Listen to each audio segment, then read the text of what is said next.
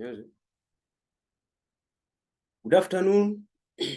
Today, I'm going to introduce to you a very nice topic, which is internal land forming processes. And my name is Mr. Ekiror Quinto, a teacher of mathematics and geography. So let's start by introducing our topic, which is internal land forming processes. And here are the objectives. By the end of the lesson, the learner should, number one, define internal landforming processes. Number two, explain factors determining formation of landforms. Number three, explain types of earth movement. Explain types of earth movement. Let's now see what internal landforming process means. It simply refers to the processes operating within Earth's interior, resulting in the formation of natural features or landforms. And these processes might even be volcanicity. Yeah. Understood up to there? I can repeat, I have said internal landforming process refers are simply processes operating within Earth's interior, resulting in the formation of natural features or landforms. And some of the features might be mountains, rift valleys, and so on. Let's now see factors determining formation of landforms. Number one is nature and age of earth materials. Nature and age of earth materials. And nature and age of earth materials, we can relate with an example for which is, for example, soft rocks erode more quickly, leading to formation of valleys, while resistant one leads to formation of cliffs. For example, example of soft rocks might be composed of minerals such as carbonaceous rocks, whereby if erosion occurs rapidly, there is a likelihood of some features like valleys to form. And on the other side, if the rock has a lot of resistance, it will lead to formation of cliffs. Up there, are we all together?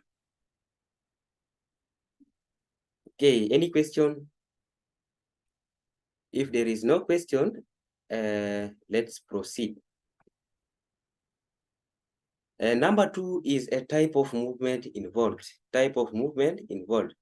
And there are various types of earth movement whereby we have horizontal, vertical, even erosion, tectonic plate movements, whereby tectonic plate movements can result in the creation of mountains, earthquakes, and volcanic activities. This one for plate tectonic movements, the features that might result from this movement are mountains, earthquakes, and volcanic activities.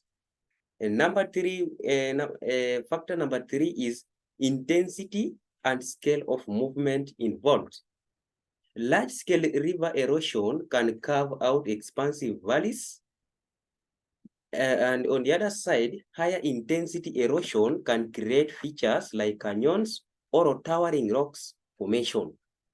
So here, varying intensity and scale of movement involved will result to also to formation of different features like canyons. Understood up to there? Okay, let's proceed. Let's now see the types of earth movement. Types of earth movement. One type of earth movement is horizontal, stroke lateral, stroke orogenic movement. Number two is vertical stroke epeirogenic movement. Let's now start by looking horizontal art movement. Let's see what is horizontal art movement composed of. These are a movement which act along a horizontal plane within crusted rocks. They are caused by tensional and compressional. They are caused by tensional, compressional, and shear forces.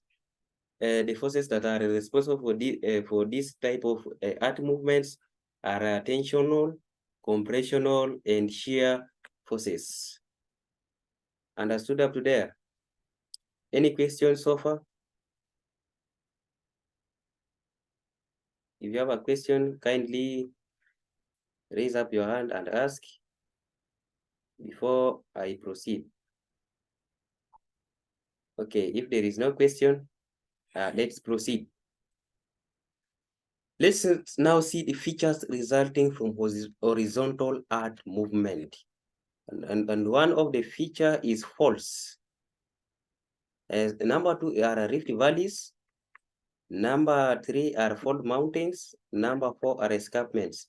So for your assignment of today, go and research about faults, rift valleys, fault mountains, escarpments, and also add some other features that might result from horizontal art movement.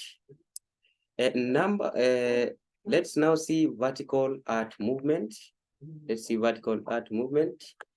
It simply means it occurs along the art's radius or towards this art's surface or towards its center. These are a movement acting through the center or radius of the art's surface.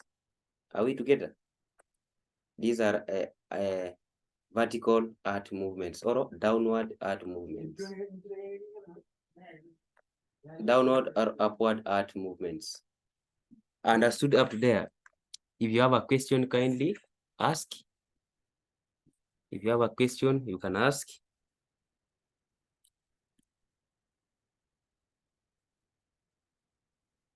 Up to that point, if there is no question, that was what I prepared for your consumption today. We shall meet next time, and kindly, whatever that I have given you as an assignment, kindly do it. Have a nice day. You can dismiss.